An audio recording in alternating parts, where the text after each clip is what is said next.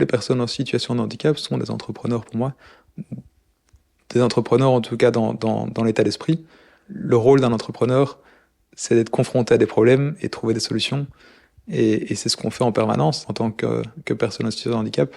On se retrouve dans des situations qui sont pas prévisibles, ou en tout cas pour lesquelles il n'y a pas eu de solution préétablie, mais où on doit trouver une solution rapidement, et la survie en dépend, ou le confort en dépend. Nassim me donne rendez-vous chez lui à Jette. Il habite une belle maison neuve qu'il a fait construire et adapter à son handicap. Atteint d'une myopathie qui s'attaque à ses muscles, il se déplace en fauteuil roulant et n'a plus l'usage que de ses mains. Il partage sa maison avec ses 3 colocataires qui lui donnent des coups de main en échange d'un loyer abordable. Un bel exemple de la façon dont Nassim mène sa vie. Toujours à la recherche du système D pour pouvoir réaliser ses projets malgré le handicap. Que ce soit prendre le métro pour se rendre à l'autre bout de la ville, décrocher un job de haut vol ou lancer une entreprise. Tout sourire d'un naturel apaisant, Nassim m'ouvre les portes automatisées de sa maison en quelques clics et nous nous installons dans son salon. Je m'assieds à côté de lui afin que nous puissions partager mon micro. Il me raconte son brillant parcours et sa conviction que carrière et handicap ne sont pas incompatibles. Au contraire, ces épreuves de la vie apportent une façon de penser résiliente et originale qui s'avère précieuse dans le monde du travail. Bonne écoute. Inspiration, quand les épreuves de la vie poussent à l'action. Un podcast d'En Marche, le magazine de l'AMC. Bonjour Nassim, merci de nous accueillir chez toi. Peut-être tu peux commencer par nous expliquer comment la maladie est entrée dans ta vie ? C'était environ vers 10 ans, je pense. Je commençais à tomber assez régulièrement à l'école. J'avais les mollets un peu hypertrophiés, donc vraiment beaucoup plus gros que pour un enfant de mon âge.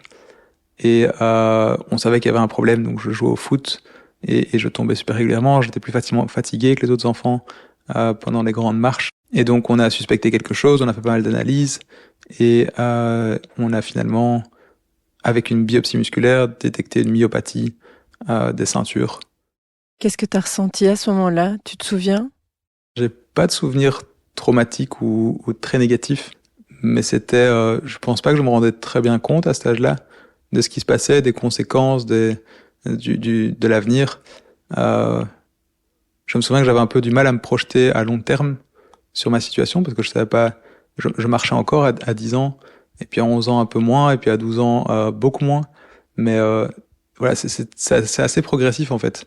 Et donc c'est juste prendre ce qui vient quand ça vient, essayer de ne pas trop se projeter. Je pense que j'ai appris ça vers cet âge-là. Comme un enfant de 10 ans, je pouvais pas me projeter sur ma carrière ou ce genre de choses. C'était juste, ok, je dois arrêter de faire du foot. Je dois commencer à faire du ping-pong parce que du coup, on doit un peu moins marcher. Et j'ai fait un peu moins de sport mobile jusqu'à ne plus pouvoir en faire du tout. Mais c'est vraiment arrivé petit à petit et ça permet de s'y faire. Ça permet de grandir avec, ça permet de construire de la résilience. T'avais des rêves en tant que petit garçon ? T'avais une idée de ce que tu voulais faire plus tard ? J'adorais tout ce qui était scientifique. J'avais envie d'être un inventeur ou ce genre de choses. C'était, oui, travailler dans la science et construire des choses, c'était quelque chose qui m'intéressait. Et c'est plus ou moins ce que j'ai fait finalement. Donc je pense pas que ça soit arrivé. Je pense pas que ça ait cassé mes rêves ou modifié mes rêves.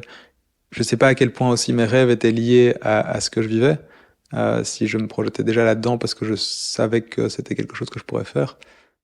Malgré la dégradation progressive de sa mobilité, Nassim a pu réaliser tout son parcours scolaire dans l'enseignement ordinaire. Pour les secondaires, ses parents parviennent à trouver une école équipée d'ascenseurs et prête à l'accueillir. J'étais le seul en situation de handicap dans cette école. Des adaptations ont été faites au niveau de la prise de notes de mes examens où je pouvais passer en oral.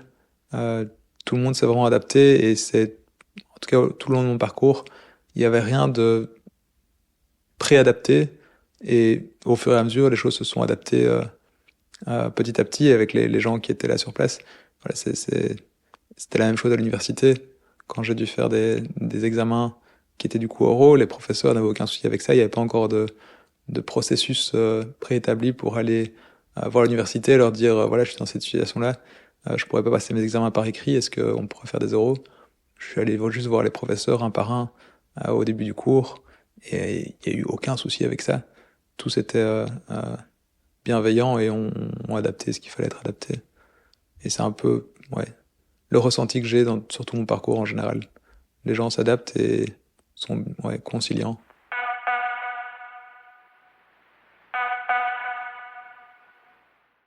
Après ses études secondaires, Nassim se lance dans un bac en physique, une matière qui le passionne et dont il dévore de nombreux livres. Il s'oriente ensuite vers un master en ingénieur civil, soucieux de trouver une voie plus concrète avec un impact plus direct sur la société. Tu imaginais ta carrière comment ? Alors je me suis vite rendu compte que le fait d'aimer les maths n'était pas très courant et que donc il y avait énormément d'opportunités de métiers dans le domaine que je faisais parce que peu de gens le faisaient et peu de gens aimaient ce que j'aimais. Et donc je me suis jamais vraiment fait trop de soucis par rapport à ma carrière. Une fois que j'ai fini les études et que j'ai commencé à chercher un boulot, je me suis un peu rendu compte en passant 2-3 entretiens d'embauche que oui, il y aurait des barrières, ce serait pas aussi simple que ce que je pensais. Il y a beaucoup de jobs où on demande d'avoir une voiture, de pouvoir se déplacer chez le client, d'être sur place et peu de conciliation pour ça. Je me suis rendu compte que tout n'était pas possible et là j'ai peut-être eu un tout petit stress à me demander ok, est-ce que je vais vraiment trouver un job, qu'est-ce que je vais pouvoir faire. C'est quand même fou que tout ne soit pas possible alors que j'ai un diplôme qui est hyper valorisé. J'ai vraiment réalisé qu'en fait il y avait très peu de rôles modèles et de personnes qui autour de moi peuvent me montrer qu'en fait, dans ma situation, c'est tout à fait faisable d'avoir un job d'ingénieur ou d'un job dans une grosse entreprise. J'en voyais pas autour de moi et donc j'ai pas pu vraiment m'identifier et me rassurer sur le fait que c'était faisable. Et c'était un peu, du coup, un autre mindset, une autre mentalité d'essayer d'approcher quelque chose comme explorateur plutôt que comme suiveur, entre guillemets, sans vouloir le dire péjorativement.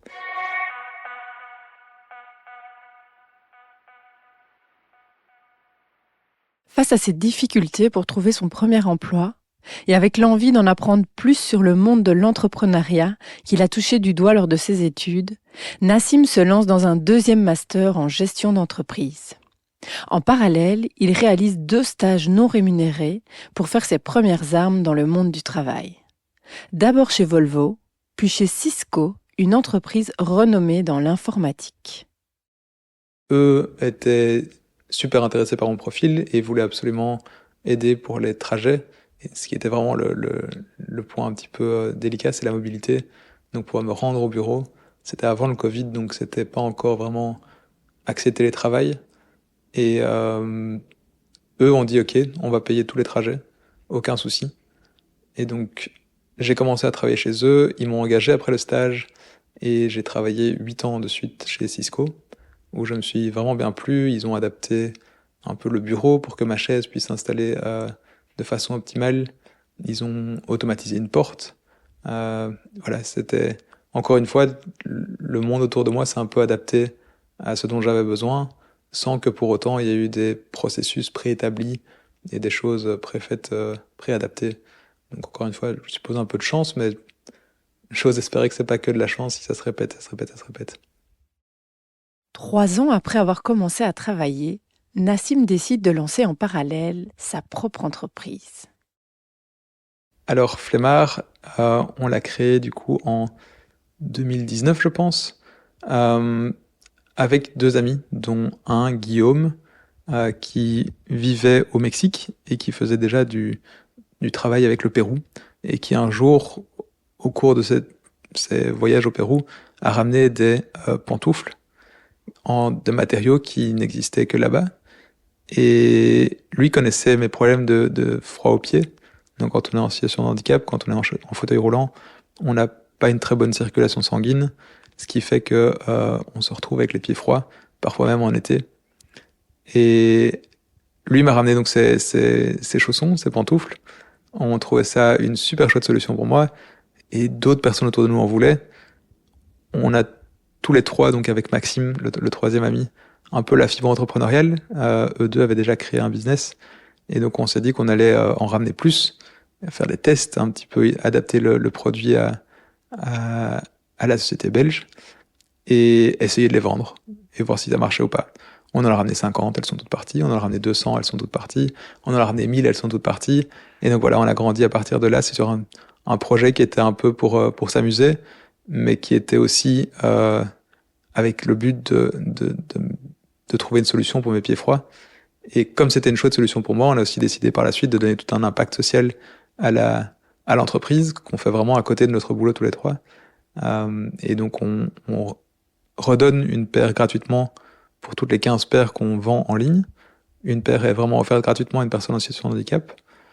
Et on travaille avec un atelier de travail adapté ici à Bruxelles qui fait tout ce qui est emballage et envoi des commandes dès qu'on les reçoit.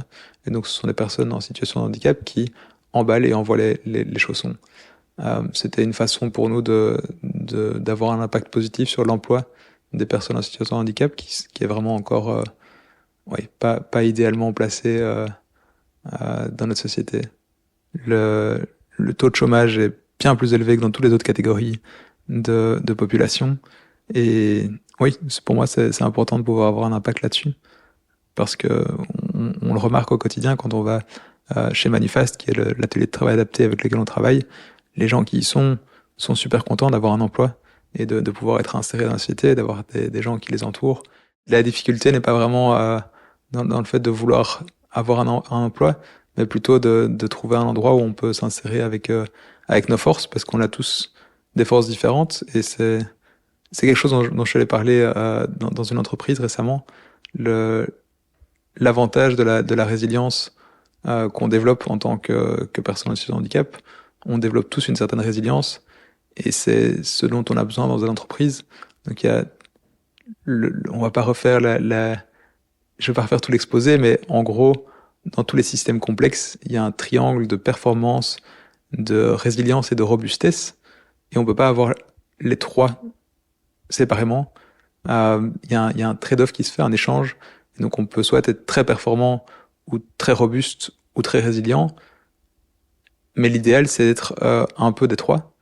Et très souvent les entreprises ont tendance à vouloir la performance avant tout, alors qu'elles ont besoin, et on l'a vu pendant le Covid, d'un peu de robustesse et d'un peu de résilience. Et je pense que les personnes en situation de handicap vont développer le côté résilience et robustesse de façon naturelle dans toute leur vie et leur quotidien. Et donc on une approche, un angle de vue qui est tout à fait différent des autres personnes. Pour quelqu'un en fauteuil roulant, s'il y a une marche sur le chemin tout d'un coup, il faut pouvoir trouver une autre solution. Donc on est obligé d'avoir des plans assez robustes avec un plan B, avec un plan C, dans plein de situations. Et donc c'est des automatismes qui viennent un petit peu dans la façon de voir les choses. Et donc pour une entreprise, engager une personne en situation de handicap est aussi quelque chose de positif.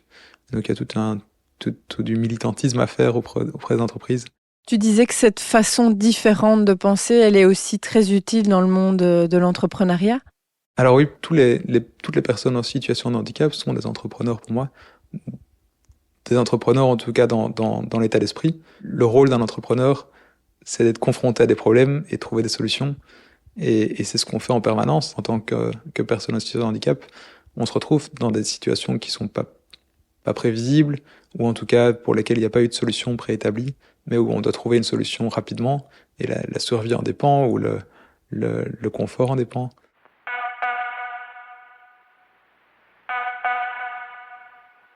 Du coup, Flemmard a continué depuis 5 ans maintenant, et va continuer. On n'en retire pas spécialement de bénéfices, parce que le but n'était pas de se faire de l'argent. On continue à travailler à côté, à temps plein, tous les trois. Mais on continue à grandir petit à petit. Le but est de continuer à avoir de l'impact. Et ce que j'en retire principalement, c'est juste de la satisfaction d'avoir eu de l'impact, de pouvoir rendre. C'est je pense, un des grands fils rouges de ma vie en général. C'est de pouvoir rendre tout ce que j'ai reçu. Et j'ai reçu énormément, je trouve. En tant que personne en situation de handicap, j'ai reçu énormément d'aide sociale. J'ai reçu énormément de remboursement pour des soins, pour du matériel. Le fauteuil roulant que j'ai ici est super cher.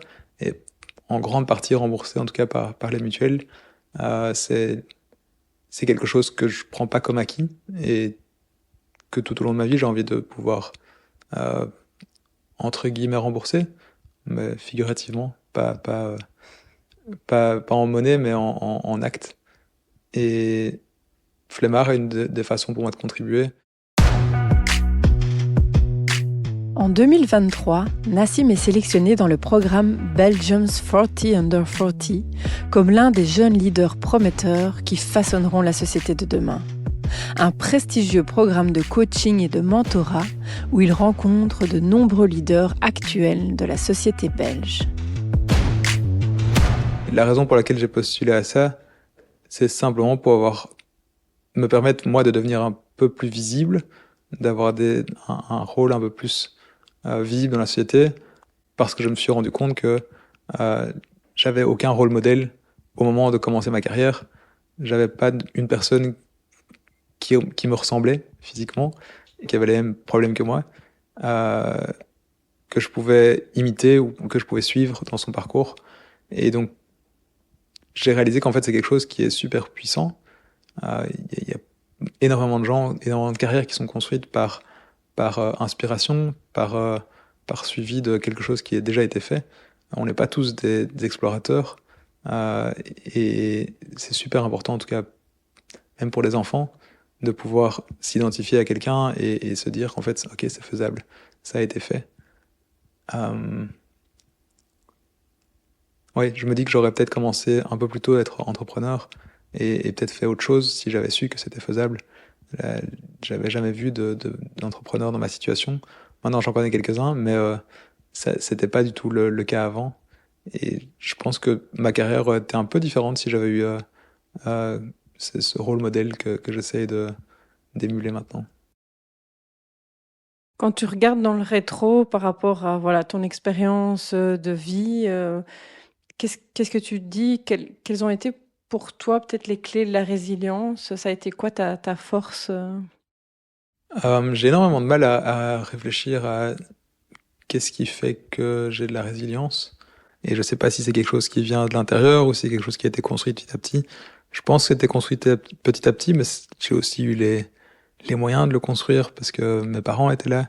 Ma famille m'a permis d'évoluer dans un cadre qui était hyper inclusif, mais aussi inclus dans la société en général. J'ai pu être dans une école entre guillemets normale. Et je pense que dans un environnement sain, c'est le genre de choses qui se construit tout seul, la résilience. On est obligé de devenir des explorateurs plutôt que des suiveurs. Il y a énormément de moyens qui sont mis en place actuellement par rapport à il y a 50 ans, il y a 100 ans. C'est toutes des situations dans lesquelles on est maintenant qui n'auraient pas été possibles avant, et donc ça rend la société beaucoup plus accessible qu'elle ne l'était avant. C'est pas encore parfait, loin de là, mais c'est toutes des choses qui font que on est dans une situation qui n'est pas comparable à ce qui était avant, et donc on ne peut pas avoir de personnes qui ont déjà vécu ce qu'on a vécu, ce qu'on est en train de vivre. Et c'est la raison pour laquelle on doit juste croire en ce qu'on peut faire et ne pas trop écouter quand on dit que c'est pas possible. Si on a des rêves, juste les suivre, essayer. Mais c'est valable pour tout le monde. Je pense pas que ce soit quelque chose de spécifique à une personne en situation de handicap. Nassim n'en a pas fini de suivre ses rêves. Lors de notre dernier échange, il m'annonce encore une belle étape de sa carrière. Il vient d'être recruté chez Syensqo, une grande entreprise belge, comme leader d'une équipe spécialisée dans l'intelligence artificielle et la science des données. Une thématique sur laquelle il travaille depuis déjà de nombreuses années et qu'il estime d'ailleurs prometteuse pour la vie des personnes en situation de handicap.